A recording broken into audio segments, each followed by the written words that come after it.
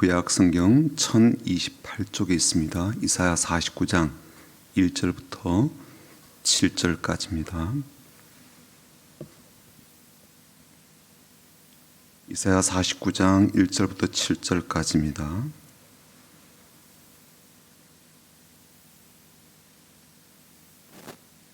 이사야 49장 1절부터 7절까지 같이 읽겠습니다.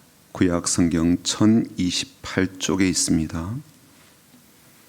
같이 읽어보겠습니다. 섬들아 내게 들으라. 먼 곳 백성들아 귀를 기울이라. 여호와께서 태에서부터 나를 부르셨고 내 어머니 복중에서부터 내 이름을 기억하셨으며 내 입을 날카로운 칼같이 만드시고 나를 그의 손 그늘에 숨기시며 나를 갈고 닦은 화살로 만드사 그의 화살통에 감추시고 내게 이르시되 너는 나의 종이요 내 영광을 내 속에 나타낼 이스라엘이라 하셨느니라. 그러나 나는 말하기를 내가 헛되이 수고하였으며 무익하게 공련히 내 힘을 다하였다 하였도다. 참으로 나에 대한 판단이 여호와께 있고 나의 보응이 나의 하나님께 있느니라. 이제 여호와께서 말씀하시나니 그는 태에서부터 나를 그의 종으로 지으신 이시요 야곱을 그에게로 돌아오게 하시는 이시니 이스라엘이 그에게로 모이는도다. 그러므로 내가 여호와 보시기에 영원롭게 되었으며 나의 하나님은 나의 힘이 되셨도다. 그가 이르시되 내가 나의 종이 되어 야곱의 지파들을 일으키며 이스라엘 중에 보존된 자를 돌아오게 할 것은 매우 쉬운 일이라. 내가 또 너를 이방의 빛으로 삼아 내 구원을 베풀어서 땅끝까지 이르게 하리라. 이스라엘의 구속자 이스라엘의 거룩한 이이신 여호와께서 사람에게 멸시를 당하는 자 백성에게 미움을 받는 자 관원들에게 종이 된 자에게 이같이 이르시되 왕들이 보고 일었으며 고관들이 경배하리니 이는 이스라엘의 거룩하시니 신실하신 여호와 그가 너를 택하였음이니라. 아멘. 예수 믿는 사람은 물론이고 예수 믿지 않는 사람들도 잘 알고 있는 성경 말씀 중에 하나가 저는 마태복음 5장에 나오는 팔복의 말씀이라고 생각이 됩니다. 심령이 가난한 자는 복이 있나니 천국이 그들의 것이며 애통하는 자는 복이 있나니 그들이 위로를 받을 것이며 그렇게 시작되는 그러한 말이 구절구절마다 온유한 자, 의에 줄이고 목마른 자, 긍휼히 여기는 자, 마음이 청결한 자, 화평케 하는 자, 의를 위해서 핍박을 받는 자들이 복이 있다. 그들이 복된 사람이다 라는 구절구절의 말씀은요 굉장히 좀 도전도 되고 위로가 되는 그런 말씀이죠. 그런데 이 전해지는 말에 의하면 이게 사실인지 아닌지 모르겠지만 어쨌든 전해지는 말에 의하면 인도의 영웅인 이 마하트마 간지도 이 팔복의 말씀을 읽었다는 거예요. 아마 그럴 가능성이 충분히 많습니다. 왜냐하면 이 사람이 종교적 영향도 굉장히 많이 받았거든요. 근데 이 사람이 이 마태복음 5장 3절부터 10절까지 말씀을 읽으면서 이 팔복에 대한 말씀이죠. 읽으면서 옳다, 옳지, 그렇지, 그래야 되지 막 그렇게 동의를 하며 무릎을 치며 기뻐했다는 거예요. 왜냐하면 예수님께서 하신 이 말씀이 자신이 지금 주장하는 이 비폭력, 무장 이 운동하고 잘 맞아떨어진단 말이에요. 그렇죠? 이거 너무너무 잘 맞는 거예요. 그래서 그렇지 그렇게 동의하다가 11절 말씀 거기에서요 이 말씀 읽으면서 성경을 내던져 버렸다는 거예요. 11절 말씀이 어떤 말씀이냐면 나로 말미암아 너희를 욕하고 박해하고 거짓으로 너희를 거슬러 모든 악한 말을 할 때는 너에게 복이 있나니 이 말씀 읽고서요 화가 나서 던져버렸다는 거예요. 이유는 뭐냐면 도대체 예수가 뭔데 그를 위해서 고난받으라 그러냐, 핍박받아도 막 그를 따르라 이게 말이 되냐 그래가지고 던져버렸다는 거예요. 그를 위해서 고난받는 거 핍박받는 거 이건 아니지 라는 생각 때문에 자기의 신념과 생각하고는 딱 다르니까 성경을 던져버렸다는 거예요. 결국 이 사람은 인도의 영웅은 되었겠지만 그리스도의 제자는 되지 못했다, 그런 이야기입니다. 저는 이 역사적 이야기가 우리들에게 들려주는 중요한 메시지가 있다고 생각합니다. 간디는 인도에서는 물론이고 세계적으로 그리고 세상적으로도 존경을 받고 추앙을 받는 인물 아니겠어요? 지금도 그렇고요.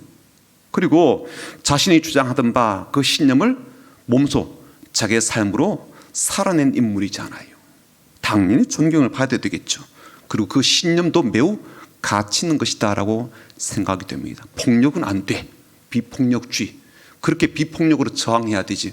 굉장히 중요하다고 생각합니다. 그런데 우리가 붙잡고 따라야 될 것은 세상 사람이 인정하고 추구하는 그런 가치와 신념이 아니라 우리 주님 되시는 예수님께서 말씀하신 바로 그 가치, 예수님께서 우리를 부르신 그 삶이죠. 그렇죠? 그 가치와 그 삶을 붙들어야 되잖아요. 전 그래서 이 지점이 매우 중요하다고 여깁니다. 세상이 추앙하는 사람이 될 거냐, 하나님이 원하신 종이 될 것인지, 이 지점이 이제 갈려지는 거죠. 그렇죠? 이 부분이 매우 중요하죠. 세상이 추구하는 것과 하나님이 원하신 것이 같을 때는요, 문제는 없습니다. 이렇게 하나 저렇게 하나 어차피 하나님께서 기뻐하실 일이니까요. 문제는 이 두 개의 영혼이 같을 수는 없다는 거예요. 어느 지점에서는요, 나눠지거든요. 사람마다 다 차이는 있겠지만 나눠지는 지점이 있단 말이죠. 그렇게 달라지고 갈라지고 나눠지는 그 길 위에서 우리는 여호와의 종으로 부름받았다라는 사실을 결코 잊으면 안 된다는 거죠. 하나님은요, 나라의 영웅, 이 민족의 영웅이기 전에 우리가 하나님의 종이 되기를 바라시는 것이죠. 오늘 바로 그렇게 하나님께서 하나님의 종으로 부르시고 또 그들을 어떻게 사용하신지를 우리에게 잘 가르치는 그런 말씀입니다. 우선 하나님의 종으로 부름받은 이들이 우리를 부르신 하나님 마음을 잘 알고 있어야 되겠다. 이것을 좀 말씀을 드리고 싶어요. 본문에 보면 하나님 마음에 대한 것을 이제 두 가지를 이야기해 주거든요. 첫 번째는 뭐냐면 하나님이 말씀 속에서 하나님의 마음과 관심이 어디까지 가 있는지를 우리에게 가르쳐 줍니다. 그 마음이 어디까지 머물러 있는지, 어디까지 이르렀는지를 보여주는데 1절 보시면 하나님의 시선이 머물러 있는 현장을 우리에게 가르쳐 줘요. 1절은 무엇일까요? 1절 보시면 섬들아, 이렇게 시작하죠. 섬들아 내게 들으라, 먼 곳 백성들아 귀를 기울이라, 이렇게 말씀하고 있습니다. 제일 먼저 들어온 단어가 섬이죠. 섬이라고 하는 이 말 속에서 우리에게 지금 떠올리게 되는 이미지가 있습니다. 육지와는 떨어져 있고 바다에 둘러싸여 있는 곳이 섬이잖아요. 그러니까 사도 요한도 이제 밤모섬에 유배가 되었는데 이 섬이 상징하는 바가 여러 가지입니다. 아무래도 육지와 달리 사람들의 왕래가 적죠. 그렇죠? 육지는 그냥 잘 걸어갈 수 있으면 다 걸어가면 좋은데 이 섬에는 그렇게 쉽게 건너갈 수가 없죠. 배를 이용하지 않으면 안 되니까 인적이 뜸한 곳이 됩니다. 물자의 부족을 겪기도 하고요. 내가 원하는 제때 공급을 받지 못하는 경우도 있고요. 도움을 받고 싶지만 그렇지 못한 수가 있습니다. 그래서 섬에서 환자가 발생하면 어떻게 해요? 헬기를 부르죠. 그렇죠? 시간이 많이 걸릴 때는 또 배를 또 부르기도 하고 그런 일이 벌어집니다. 게다가 섬은 어떤 느낌을 줍니까? 딱 갇혀있다라는 느낌을 강하게 주게 되죠. 배를 타지 않는 이상 그 섬에서 빠져나와서 자유롭게 활동하는 게 어렵습니다. 활동의 제약이 많은 곳이 섬이죠. 또 한 가지 단어가 뭐냐면 먼 곳이라는 단어입니다. 먼 곳은요, 고향으로부터 먼 곳일 수도 있고요, 도심이나 아니면 도시로부터 먼 곳일 수도 있습니다. 혹은 병원, 학교, 관공서, 여러 가지 행정 지원처로부터 먼 곳일 수도 있습니다. 인적이 드문 먼 곳일 수도 있고요. 그래서 이 정서적으로나 육체적으로나 사회적으로나 인간관계 여러 가지 면에서 열악함이 그대로 느껴지는 어떤 지역을 먼 곳이라 그렇게 추상적인 단어를 사용해서 말할 수가 있다는 거예요. 그러니까 섬이란 말도 좀 그런 의미를 담고 있고 먼 곳이란 말도 그런 의미를 담고 있는데 이 말을 통해서 지금 우리가 먼 곳에 사는 사람이건 섬에 사는 사람이건 이 사람들의 형편을 충분히 상상해 볼 수가 있지요. 그리고 그들이 지금 안고 있는 영적 상태는 어떨 것인가 하는 것을 좀 우리가 상상해 볼 수 있을 것 같아요. 야고보서나 이 베드로 전후서에는요, 그 편지를 받은 대상들을 이렇게 표현하고 있거든요. 흩뿌려진 사람들, 흩어진 사람들, 그렇게 표현하는데 바로 이처럼 흩어진 사람들이 먼 곳에 가 있거나 아니면 섬과 같은 곳에 뚝뚝뚝 떨어져 있겠구나, 그런 느낌을 갖게 되겠죠. 자, 그런데 하나님께서는 바로 그런 사람들에게까지 마음을 두신다는 거예요. 그리고 그들이 살고 있는 삶의 현장들을 아신다는 거예요. 그들을 향한 하나님의 시선과 마음을 느낄 수가 있죠. 고립되어 있기도 하고 격리가 되어 있기도 하고 너무나도 멀리 떨어져 있는 그러한 사람들인데 이들을 향한 하나님의 애절한 마음과 안타까운 마음을 우리가 충분히 읽을 수가 있습니다. 왜냐하면 그런 자들을 부르시고 있기 때문에, 그런 자들에게 내 말을 들으라, 내 목소리를 들으라 라고 말씀하시기 때문이죠. 저는 오늘날에도 하나님께서 이처럼 멀리 떨어져 있거나 섬처럼 그렇게 살아가고 있는 사람을 향해서 크게 말씀하시고 있다라고 생각이 됩니다.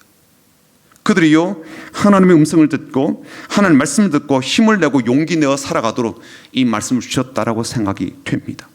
예수님께서 이 땅에 오실 때도요, 베들레헴에서 오신 것도, 마구간에서 태어나신 것도, 그리고 소의 땅이라고 불려진, 이방의 땅이라고 불려졌던 갈릴리에서 사역을 시작하신 것도 바로 이 말씀과 저는 연결성이 있다고 보여지거든요.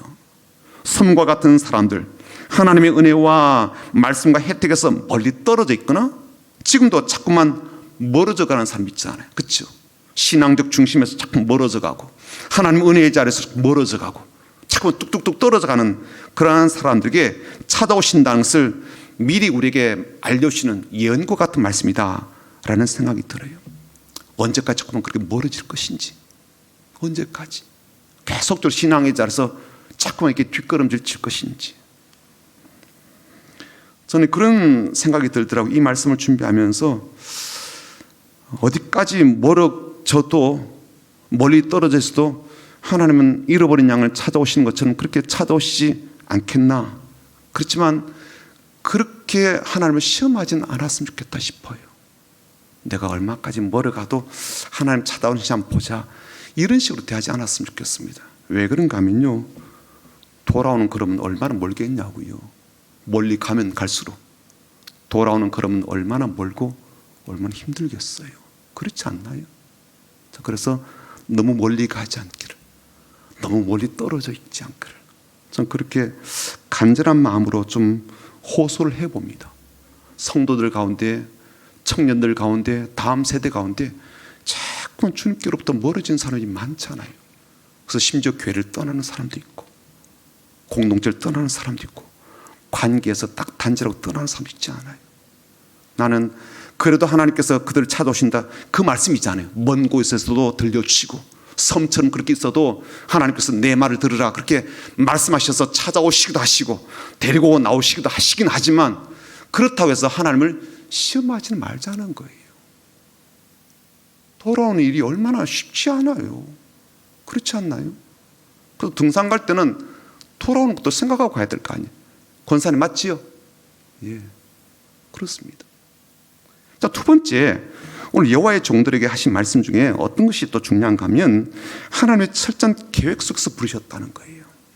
1절 바로 그런 내용인데요, 1절 그 후반부를 보시게 되면 여호와께서 태에서부터 나를 부르셨고 내 어머니의 복 중에서부터 내 이름을 기억하셨으며, 그렇게 되어 있어요. 태에서부터 나를 부르셨대요. 이걸 또 5절에 또 한 번 더 반복하시거든요. 5절에 보시면 이제 여호와께서 말씀하시나니 그는 태에서부터 나를 그의 종으로 지으신 이시오, 이렇게 되어 있다고요. 하나님이 이스라엘을 선자로 부르실 때도, 이스라엘 백성들을 하나님의 종으로 부르실 때도 우연이나 즉흥적으로 하시진 않았다는 거예요. 완벽하고 섬세한 계획과 작정 속에서 부르신 것이죠. 우리의 삶이라고 하는 게 항상 하나님의 계획 속에서 이루어지고 있다는 겁니다. 비록 우리의 삶 가운데 때로는 계획도 없는 일들이 막 발생하기도 하고요, 이게 내 삶이라는 게 뭐 우연의 연속처럼 보이기도 하고 또 내 선택에 의해서 이렇게 저렇게 되는 것처럼 보여도, 그러나 우리의 인생은요, 하나님의 엄연한 이 계획과 예정 속에서 이루어지겠다는 것을 말씀하고 있는 거죠. 물론 이 말씀은요, 모든 것은 하나님의 계획 속에 진행되기 때문에 내 자유의지와는 아무런 상관이 없나, 그렇지는 않습니다. 내가 어떻게 살더라도 하나님이 다 알아서 하시겠구나, 그런 의미는 아니에요.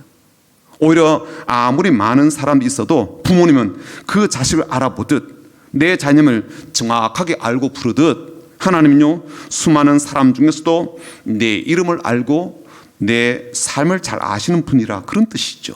그 하나님은요, 절대로 우리를 잊을 수가 없고 우리의 삶에 무관심하실 수가 없으며, 그래서 한 걸음 한 걸음 모든 힘을 다 쏟아 부어서 그렇게 이끄신다, 그런 의미죠. 그런 하나님을 안다면 우리가 내 마음대로 살겠다, 그럴 수는 없는 겁니다. 그런 하나님을 신뢰한다면 막 내 뜻을 주장하면서 그것을 관철시키려고 하진 않지요. 내 능력보다 더 놀라운 능력을 가지고 계시고 내 지식과 계획보다도 더 완벽하고 온전한 청사진을 가지고 계시기 때문입니다. 내가 태어나기도 전에 나를 택하시고 내 이름을 아시는 그분 앞에서 우리는요 한없이 겸손함으로 하나님의 뜻을 구할 수밖에 없습니다. 사회적으로 소외되었던 사람 삭개오, 그런데 주님은요 그 이름을 공개적으로 불러주시지 않아요. 그리고 오랫동안 함께 지내온 지인처럼 그의 집에 들어가서 식사를 하시게 됩니다. 부활하신 뒤에 무덤에 찾아온 마리아의 이름을 따뜻하게 우리 주님께서 이름을 불러주시죠. 낙심해서 낙향한 뒤에 갈릴리 바다에서 고기를 잡고 있던 베드로에게 찾아오셔서 요한의 아들 시몬이라 그렇게 이름을 부르시면서 다시 주의 종으로 살도록 이끌어주신 분이 우리 주님이십니다. 그 주님으로 인하여서 얼마나 많은 사람들이 사명의 자리로 복귀하며 믿음의 자리로 돌아가며 하나님께서 부어주시는 은혜의 자리로 되돌아오는 것을 우리가 잘 알지 않습니까? 때로는 교회가 어려움을 겪을 수도 있고요, 또 우리의 삶이 매우 힘겨운 상황을 맞닥뜨릴 수도 있습니다. 또 내 신앙적 상황과 상태가 그야말로 아무도 내 곁에 없는 것처럼 고립무원처럼 그렇게 느껴질 수도 있어요. 하지만 하나님은요 섬과 같은 삶에도 찾아오시고 먼 곳처럼 보이는 인생에도 말씀을 하십니다. 이미 우리의 삶은 하나님의 계획하심 속에 있고 신실한 인도하심 속에 있기 때문에 그렇죠. 그래서 오늘도 하나님은 우리의 이름을 부르십니다. 개별적으로 우리의 이름을 부르시죠. 그리고 그 주의 부르심을 듣고 순종함으로 나가는 그러한 삶이 되도록 우리에게 말씀을 들려주십니다. 하나님의 종이라면 하나님의 시선이 머물러 있는 곳에 우리의 시선이 머물러 있고 또 하나님께서 가신 그 마음의 방향을 따라서 나가는 순종 걸음이 얼마나 중요한지를 깨닫습니다. 그런 귀한 종으로 살아가는 저와 여러분 되기를 주님의 이름으로 축복합니다. 자, 그렇다면 하나님께서 부르신 종들의 마음가짐은 어때야 될까? 이 덕목이 있어야 되거든요. 하나님 앞에서 우리가 종으로서 마땅히 가져야 될 신앙 덕목이 뭔가 하는 것을 한번 두 가지로 좀 살펴보려고 합니다. 시대적으로 얼마나 우리가 혼란스러운 시대를 살고 있습니까? 다양한 가치관의 충돌 가운데 우리가 살고 있는데 더더욱 하나님의 종이라면 마땅히 가져야 될 마음의 덕목이 있을 겁니다. 마음의 자세가 있을 텐데 오늘 본문에 두 가지를 말씀하고 있는데 첫 번째는 뭐냐면요, 목적을 잊지 않는 마음이, 목적성에 대한 마음입니다. 나를 여호와의 종으로 부르신 그 목적, 하나님의 종으로 세우신 그 이유를 잊지 말아야 된다는 거예요. 능력은요 두 번째 문제입니다. 실력은요 부차적인 문제예요. 우린 자꾸만 실력을 따지잖아요. 실력이 있나 없나, 능력이 있나 없나, 연륜이 있나 없나. 근데 하나님은요 그것보다도 제일 먼저 보시는 게 뭐냐면 얘가 목적은 잃어버리지 않았나 이거예요. 목적 잃어버리면 안 되거든요.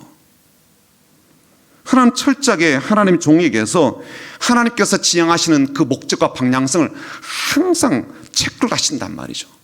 오늘 3절 한번 볼까요? 3절 우리가 어떤 것을 품고 계시길 바라시는지를 3절에 이렇게 말씀하셨어요. 같이 읽어보죠. 3절입니다. 시작. 내게 이르시되 너는 나의 종이요 내 영광을 너 속에 나타낼 이스라엘이라 하셨느니라. 하나님께서 우리를 종으로 부르신 목적이 있네요. 어떤 목적이에요? 하나님의 영광을 위해서래요. 하나님의 이름을 위해서, 하나님의 명예를 위해서, 하나님 안에 홀로 존귀함을 받으시는 그 목적을 위해서 우리를 종으로 부르셨다는 거예요. 이걸 한마디로 요약하자면 하나님 나라를 위한 것이 되겠죠. 이건 우리에게 매우 중요한 이슈인데요, 우리 끊임없이 내 생각을 갖고 있잖아요. 내 나라, 내 자랑, 내 만족, 내 행복, 날마다 이걸 꿈꾼단 말이에요. 단 한순간도 우리가 이걸 내려놓은 적이 없죠. 이게 인생의 의미와 가치라고 생각하니까요. 그래서 항상 내 왕국을 꿈꾸고요, 내게 만족이 안 되면요 항상 우리가 불평하잖아요. 가져도 불평하고 없어도 불평하고 안 되어도 불평하고 되어도 더 낮게 더 크게 되는 사람 보면서 불만스러워하고 항상 그렇지 않습니까? 이걸 위해서 우리가 평생을 달려왔고요, 앞으로도 그렇게 달려갈 가능성이 많죠. 돈을 버는 것도 그 목적 때문에, 자식을 교육하는 것도 그 목적 때문에, 몸이 건강해야 될 이유도 그 때문이죠. 여러 가지 활동을 하는 것도 결국은 나를 위한 것이더라고요. 이걸 통틀어서 내 왕국이라 그렇게 부르는 거죠. 내 이름을 위해서, 내 명예를 위해서, 내 체면을 위해서, 내 즐거움과 만족을 위해서 우리는 죽기 살기로 그렇게 달려갑니다. 이건요 저는 교회 생활과 신앙 생활에서도 그대로 영향을 미친다고 여겨집니다. 하나님을 위한다 그렇게 해놓고도요 여전히 우리는 내 이름이 가려지는 것을 못 견뎌하거든요. 우리의 존재가 작아지는 것을요 매우 기분 나빠합니다. 내가 한 것에 대한 보상 심리가 매우 크기 때문에 그렇죠. 내가 어떤 일을 했다면 그 일을 한 기회에 대한 것, 내가 한 몫에 대한 생각들이 참 많습니다. 그래서 하나님을 위해서 했다라고 함에도 불구하고, 하나님 나를 꿈꾼다라고 말함에도 불구하고 실상에서는요 내 삶에 대한 집착, 내 것에 대한 집착, 나에 대한 집착이 의외로 강하다고요. 내 공로가 제대로 평가가 되지 않고 내 존재가 부정당한다 그렇게 여기면요 못 견뎌요. 화를 내고요. 이런 이야기를 좀 들으시면 또 교회에 대한 생각이 좀 많이 부정적으로 바뀌실 수도 있겠는데, 지금 저희 노예도 좀 두 교회가 지금 그런 어려움을 겪고 있거든요.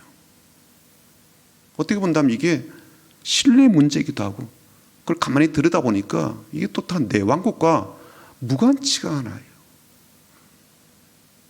내가 그동안 교회에서 어떻게 했는데 이게 뭐 무시당했다라고 생각돼 가지고요 죽기 살기로 교회가 깨지든 말든 막 그러고 있다고요. 이렇게 중재 화해 안 돼. 세상 법정으로 가서 막 하고 있고요. 세상 법정에서 막 이렇게 된 것 갖고 다시 교회 갖고 와가지고 재판에서 이겼다 그래서 막 또 여기서 또 하고. 교회 연수요 아무것도 아니에요. 70년대도요 아무것도 아니라고요. 무서운 일 아니에요. 한 방에 보내더라. 한 방에. 옆에서 아무리 이야기해도 그게 아닙니다 그래도요 안 들어요. 끝까지 가요. 끝까지.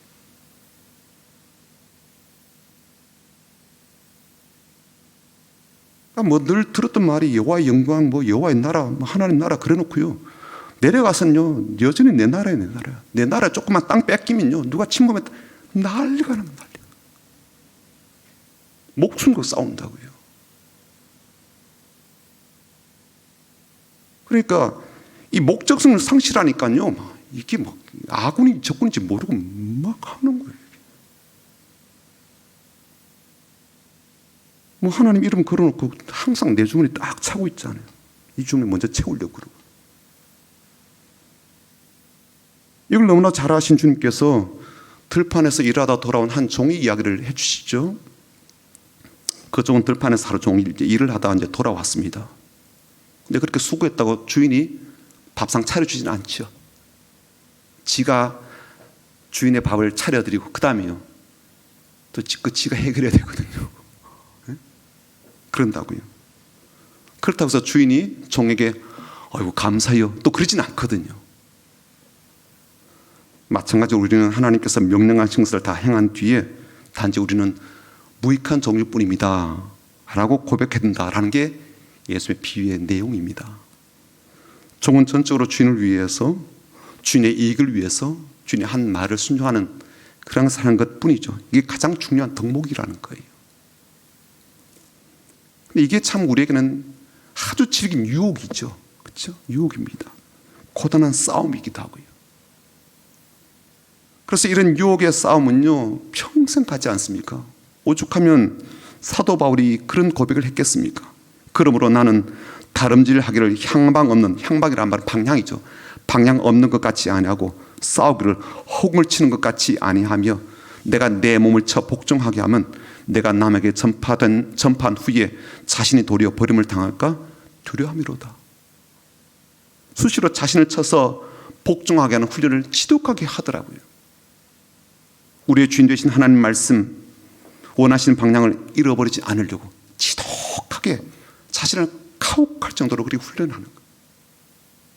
그 많은 영성이 갖춰진 삶에도 불구하고요 매일매일 그렇게 산대요. 얼마나 그 유혹이 질긴지, 얼마나 강한지. 주님도 그러셨지 않습니까? 자신을 낮추시고 죽기까지 복종하셨대요. 하나님 나라 선포하시면서 주님께서 그 마음을 잃지 않으시려고 그렇게 애쓰셨던 대목이라고 봅니다. 주님은요 낮아져야 한다면 기꺼이 낮아지시고요 기꺼이 자신의 생명을 내어주는 복종의 자리까지 나아가셨던 거예요. 이게 여호와의 종이 항상 품고 있어야 될 마음이라는 겁니다. 오늘 본문을 보면 4절이 이렇게 되어 있죠. 4절 보십시오. 조금 해석이 어려운 부분이긴 한데 4절 보십시오. 그러나 나는 말하기를 내가 헛되이 수고하였으며 무익하게 공연히 내 힘을 다하였다 하였도다. 참으로 나에 대한 판단이 여호와께 있고 나의 봉이 나의 하나님께 있느니라. 세번역 성경에는 이렇게 되어 있어요. 그러나 나의 생각에는 내가 한 것이 모두 헛수고 같았고 쓸모없고 허무한 일에 내 힘을 허비한 것 같았다. 그러나 참으로 주님께서 나를 올바로 심판하여 주셨으며 내 하나님께서 나를 정당하게 보상하여 주셨다라고 번역했어요. 이 말 한편으로 본다면요, 내가 너무 무의미한 일에, 무가치한 일에 막 힘을 써서 지금 후회가 된다, 그런 의미로도 해석이 될 수가 있겠지만, 다른 한편으로 본다면요, 내 생각에 내가 하나님 일을 한다고 하고 하나님의 영광을 위해서 일한다고 힘썼지만 이 모든 게 하나님께는 무익할 뿐입니다. 쓸모없고 허무한 일일 뿐입니다.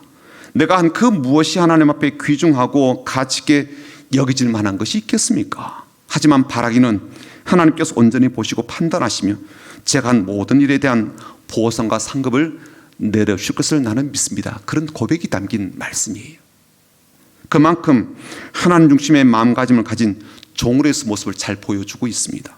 자신의 한 모든 일에 대한 판단도 평가도 그리고 상 주시는 것도 전적으로 하나님께 달린 문제임을 고백하면서 그렇게 나가는 그의 겸손함이 하나님의 목적성을 잃지 않은 것을 잘 우리에게 보여주고 있죠. 이게 종이 가져야 될 덕목이라는 겁니다.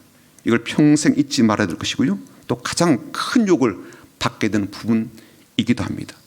그렇게 믿음이 좋았던 사도 바울조차도 자신을 쳐서 복종시킬 정도라면 우리가 얼마나 그 일에 힘을 써야 되겠습니까? 또 그런 유혹에 넘어가지 않도록 얼마나 우리가 경계심을 가져야 되겠어요. 그리고 그렇게 할 때 우리 하나님께서 힘이 되시고 우리의 주인 되셔서 우리의 삶을 잘 이끌어 가실 줄 믿습니다. 두 번째 덕목은요, 분별입니다. 그동안 분별에 대한 말씀을 참 많이 우리가 듣기도 하고 잘 알고 있는데 왜 또 이 말씀을 드릴까? 이건 아무리 강조해도 부족하다라고 여겨지기 때문입니다. 오늘 본문 2절 한번 볼까요? 2절 보시면 이렇게 되어 있죠. 내 입을 날카로운 칼같이 만드시고 나를 그의 손 그늘에 숨기시며 나를 갈고 닦은 화살로 만드사 그의 화살통에 감추시고. 이 말씀에서 하나님은요, 하나님의 종들을 아주 날카로운 무기로 만드신다는 거예요. 그래서 갈고 닦으시는 것을 볼 수가 있습니다.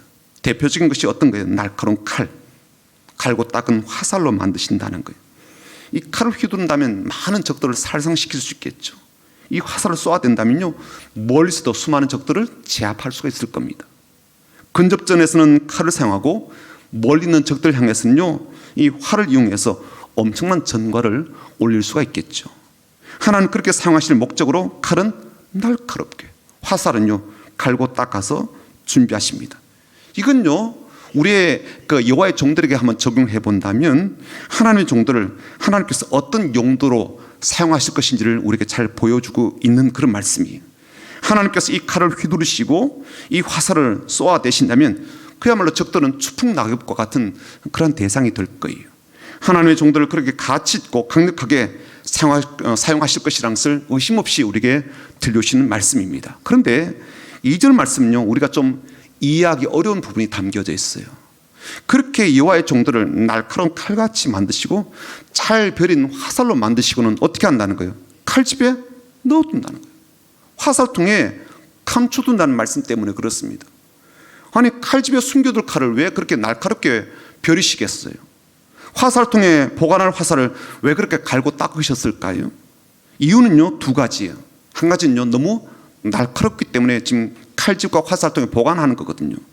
칼과 화살을 휴대하기에는 너무 날카로워서 본인은 물론이고 다른 사람도 상해를 할 수가 있으니까 심형상을 입힐 수가 있기 때문에 보관하는 거죠. 두 번째는요, 적절한 때에 꺼내 쓸 수 있도록 그렇게 칼집에 넣어두고 화살통에 넣어두는 거죠. 전투 중에 빨리 꺼내 쓸 수 있도록 그렇게 하는 것이죠. 그래서 분별이 필요하다는 거예요. 칼을 칼집에서 꺼내어서 사용할 상황인지 아닌지 이게 좀 분별이 필요하다는 거예요. 화살을 꺼내어서 쏘아야 될지 아니면 계속 화살통에 지금 넣어둔 채로 기다려야 될지 이 때를 아는 것이 필요하다는 거예요. 이 칼이 어떤 칼인가 보았더니 성경은요, 입의 칼이래요. 말의 칼이랍니다. 사실 주님도 환상 중에 그 입에서 날카로운 검이 나온다라는 말씀이 있거든요. 하나님 말씀이 검과 같다, 그렇게 해서 우리의 혼과 관절을 찔러 쪼개기까지 한다라는 말씀을 보게 된다면 이 말이라고 하는 게 강력한 힘을 가진 칼과 같다는 거예요. 그렇게 말의 칼을 언제 빼드려야 될지, 언제 그것을 휘둘러야 될지를 알아야 되는, 이게 분별인 거죠. 말 한마디에 내 이미지를 손상시킬 수가 있겠죠. 또 체면도 상하고 자존심 상하고 명예도 잃어버릴 수 있겠죠. 말 한마디에 다른 사람의 인격과 삶에 깊은 상처를 낼 수도 있겠죠. 믿음의 말을 해야 되고 하나님 종으로서의 말을 해야 되고 하나님께서 하라고 하시는 말을 하나님이 하라고 하시는 타이밍에 해야 되는데, 하나님이 하라고 하시는 대상을 향해서 해야 되는데 얼마나 많은 분별이 필요하겠어요. 저는요, 칼을 꺼내는 것보다도 칼을 그분의 손그늘에 숨기셨다, 이 말씀이 더 크게 와닿습니다. 화살통에 화살을 감춰두셨다, 그 말하면 잘 생각을 해보십시오. 내 말을요 칼집에 넣어두게 하셨대요. 막 휘두르도록 날카롭게 맞는 칼과 같은 그 말들을 하나님요 칼집에 넣어두시고 하나님의 손그늘 아래 넣어두셨대요. 하나님이 하고 싶은 때에 상하실 그 목적으로 고이 넣어두셨대요. 그래서 분별이 필요한 거죠. 날카로운 칼을 휘둘러야 될 때와 그 말의 칼을 칼집에 넣어두고 숨겨야 될 때를요 잘 분별함이 필요한 겁니다. 화살을 힘있게 쏘아야 되는 것과 그 화살을 화살통에 잘 넣어둔 채로 있어야 되는 요때를 기다리는 그 시간을 분별하는 게 매우 매우 중요하더라고요. 여러분은 어때요? 여러분은 분별력이 있으십니까? 특별히 말에 대한 분별력은 있으십니까? 교회에서 일이 벌어지건 어떤 행사가 있건 무슨 일을 누가 벌였건 그런 것들에 대한 많은 말들이 우리가 오가게 되는데 과연 그 말들이 어떤 분별력과 기준을 갖고 하고 있는지, 하지 말아야 되고 칼집에 넣어둬야 될 그런 말까지 막 꺼내서 쓰는 그런 경우는 없습니까? 하나님 좀 꺼내서 쓰고 싶은데 내가 알아가지고 막 휘두르는 거예요. 함부로 쏘아야 되는 화살처럼 그렇게 날려보낸 말들은 없을까요? 하나님께서 지금 화살통에 좀 감춰두고 좀 기다려, 내가 나중에 쓸게. 그런데 막 내가 알아가지고 막 쏴대버리는 거예요. 뭐 저기다 싶어가지고, 나타났다 싶어가지고, 저놈 빨리 좀 죽여야 되겠다 싶어가지고 확 쏘고 찔러버리고.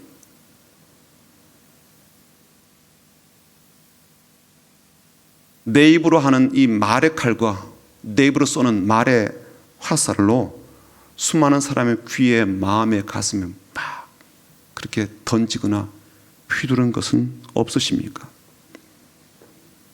저는 그런 시대가 참 많습니다. 가족들에게도 있고 가까이 있는 성도들에게도 그런 게 있고요. 사실 우리에게는 양심이란 게 있지 않습니까? 특히 저는 신자들은 그 양심이 더 잘 발달되어 있고 예민하다고 생각합니다. 대부분 양심적으로 잘 살아가시지 않아요. 또 신앙적으로도 스스로도 양심이라는 기준을 갖고 자신을 잘 살피고요. 그런데 제가 한번 이런 말씀 좀 드려볼게요. 아담이 하나님께서 먹지 말라 하신 열매를 먹을 때 그에게 양심이 없었을까요?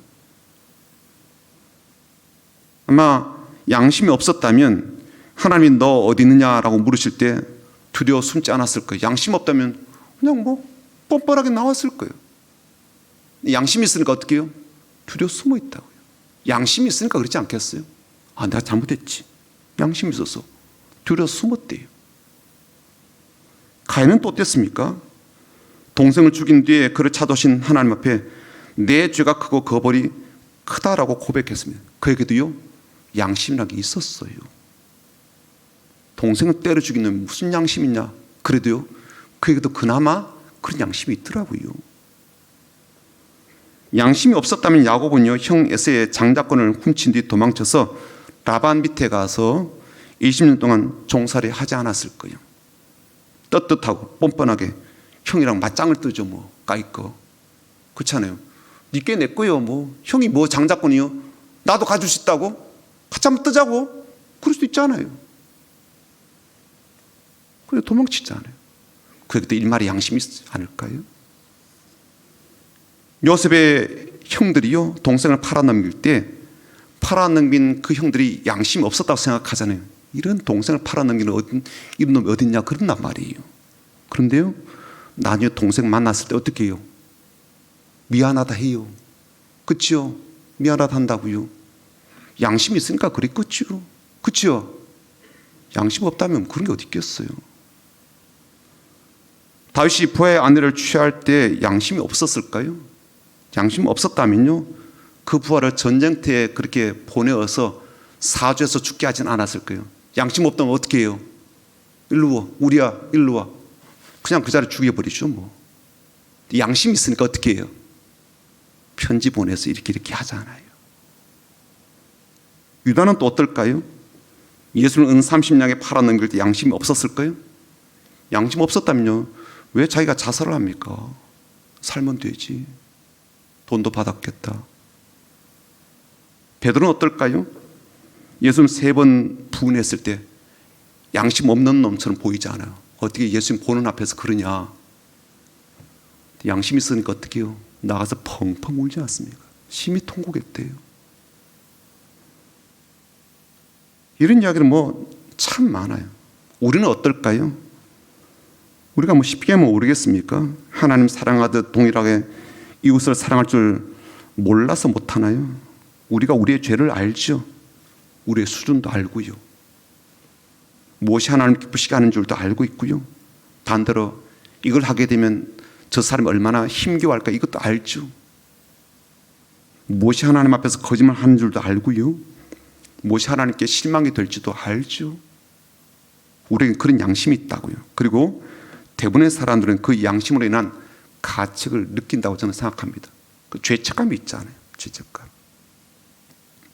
그러나 또 한 가지 우리가 잊지 말아야 될 것은 뭐냐면 양심이 있다고 신앙에 있는 것처럼 생각하면 곤란하다는 거예요. 양심은 그런 대로 있지만 신앙이 없는 사람도 있기 때문입니다. 양심은요 신앙과 달라요. 신앙인에게 양심이 있어야 되지만 양심이 있다고 신앙인이 되는 건 아니에요. 양심대로 깨끗하게 산다는 것하고요 나는 신앙대로 살고 있다라는 건요 다를 수가 있기 때문에 그렇습니다. 양심 있다고 그 자체가 곧 분별이 있다는 말은 아닙니다. 분별은요 구분한다라는 것을 넘어서서 그 구분과 나눔을 따라서 행동한다라는 의미를 담고 있기 때문에 그래요. 그게 안 된다면요 분별은 의미가 없습니다. 물과 독을 구분해 놓고 분별해 놓고 그래서 그걸 함께 섞어버린다면 그 구분과 분별이 아무런 의미가 없거든요. 그 구분을 따라 행동하고 그 분별을 따라서 반응하게 될 때 실제로 여호와의 종으로서 제대로 쓰임받게 되는 거죠. 말의 칼을 칼집에 넣어둘 때와 휘두를 때 분별이 필요하죠. 화살을 꺼내서 쏘아야 될 때와 화살통에 넣어둬야 될 자리와 대상에 대한 분별이 반드시 필요합니다. 그리고 그런 분별이 있어야 하나님께서 지금 우리를 군의 도구로 쓰실 수가 있는 거거든요. 하나님의 일을 위한 종으로 쓰실 수가 있는 거예요. 분별이 안 되면요 연수가 아무리 오래되어도 쓸 수가 없어요. 너무 위험해서. 그렇잖아요. 칼에 대한 분별이 없으면요 사람을 거기다 칼 쥐어줘서 하기 어렵다고요. 이런 귀한 분별력이 있는 그런 종들이 다 되시기를 주님의 이름으로 축복합니다. 사랑하는 성도 여러분, 오늘은 하나님의 종, 여호와의 종으로서의 이 덕목에 대한 말씀을 우리가 살펴보았는데요. 두 가지를 보았죠. 첫 번째는 목적성입니다. 하나님을 위한 목적, 하나님의 나를 위한 목적, 하나님의 이름을 위한 목적, 하나님의 뜻을 위한 목적으로 우리를 부르셨다. 또 한 가지는 분별이죠. 분별이 안 되면요 적과 악운을 분별하지 못하면요 이게 막 찌르거든요. 큰일 날 일이죠. 분별이 안 되면 자신이 한 그 일과 말이 어떤 결과를 초래하는지 잘 몰라요. 그래서 일을 막 저질러 놓고도 모른다. 마음과 생각은 하나님을 위한다고 하지만 전혀 다른 방향으로 나갈 수가 있기 때문이죠. 그러므로 오늘 우리가 하나님의 종으로 부름을 받았기에 이런 기준과 마음가짐과 덕목을 잘 갖추어서 하나님 귀한 종으로 살고 쓰임받고 충성되다라고 칭찬받는 그런 종들이 다 되시기를 주님의 이름으로 축복합니다. 아멘.